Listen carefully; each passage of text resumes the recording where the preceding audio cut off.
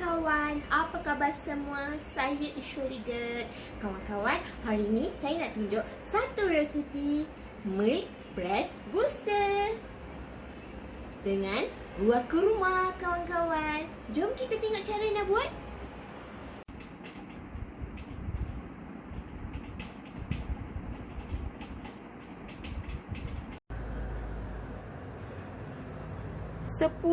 Strawberry,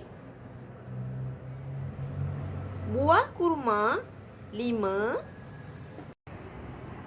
1 cawan farm fresh milk. Tuang susu ke dalam 1 cawan atau 1 gelas. Buah kurma ni ada biji ya kawan-kawan. Boleh keluarkan biji tu lah.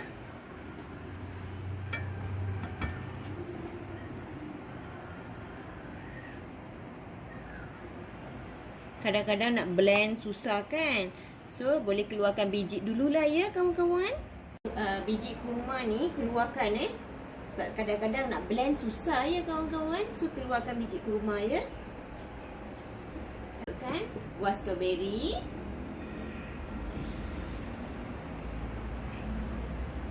Masukkan kurma yang telah keluarkan biji tadi ya.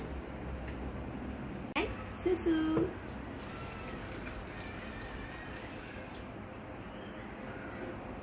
Sekarang kita nak blend ya kawan-kawan.